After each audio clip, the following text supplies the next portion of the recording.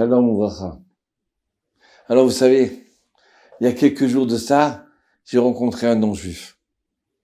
Il m'a appris une grande leçon. Alors j'arrive pour la première fois en Corse, pour un mariage. Je faisais un mariage en Corse.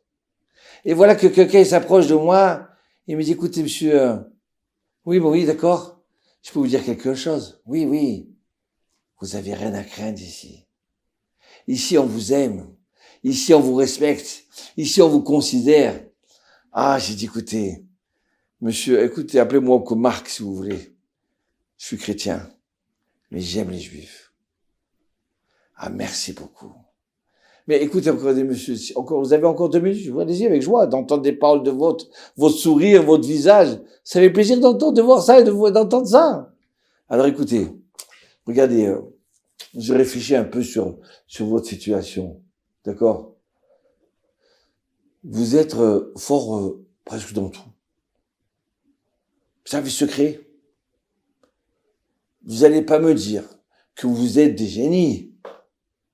Les services secrets du Mossad, ils sont meilleurs que les Russes, les Américains, les Français. Dans le monde entier, des fois, eux, ils réussissent, des fois, ils perdent. Mais il y a des échecs, il y a des... Mais vous, qu'est-ce qui se passe? Que vous soyez si fort que ça? Dans ça, dans l'armement, dans la technologie, d'accord? Dans la science, dans la médecine, dans l'agriculture, même le vin, vous faites le meilleur que nous. C'est pas possible. Vous n'allez pas me dire que vous avez un cerveau différent des nôtres? Vous avez quelque chose, une puce en plus dans votre tête? Non.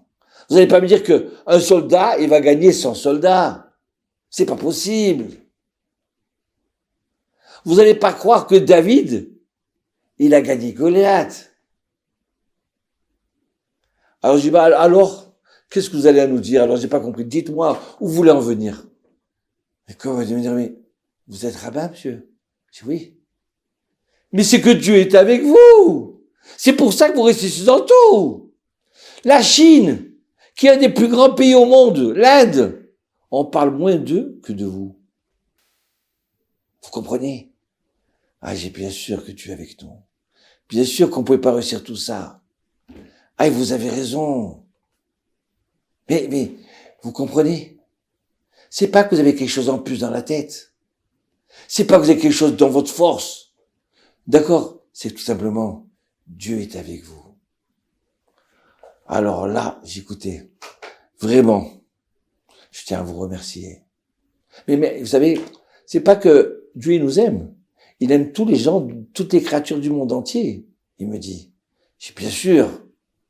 Mais peut-être que, je sais pas, peut-être c'est comme un papa qui a 10 enfants, qui aime ses 10 enfants, mais il a une préférence. C'est vous. Alors voilà. J'ai dit, écoutez, excusez-moi si je peux me permettre, d'accord? Mais de tout ça, c'est très gentil de votre part.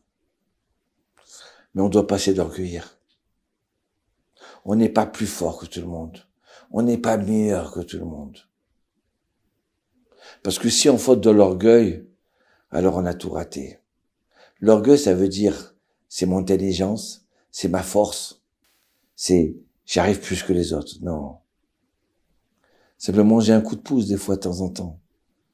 De mon papa, de mon grand-papa. Mais si je tombe dans l'orgueil, alors là, j'ai tout perdu. Oui, monsieur le rabbin, ça aussi, moi, ça m'a fait plaisir de parler avec vous. Hein. Vous avez vu? Quelle leçon, là. Si aujourd'hui, même les non-juifs, à part ceux qui nous jalousent, parce qu'ils n'arrivent pas à supporter, mais vous voyez des gens comme ça, qui ont un œil de lynx, qui regarde et qui traverse l'histoire avec un œil extraordinaire, sans jalousie, avec de l'amour. Comme ces juifs qui, parmi les nations, qui ont sauvé d'autres juifs, se sont sacrifiés. Alors si je peux me permettre, quand je reviens de Corse, d'accord, j'ai un chauffeur taxi qui me prend de Nice, d'accord, il me dit, monsieur le rabbin, moi je suis arabe tunisien, Vous savez, mon grand-père, en 39-40, il a sauvé des Juifs en Tunisie.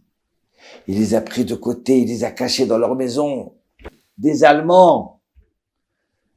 Je lui ai dit, mais regarde, mais qu'est-ce qu'Hachem il veut? Il m'envoie des messages. Il y a des gens bien. Ah, c'est merveilleux, monsieur. Je sais pas comment vous appeler, mais que Dieu vous bénisse.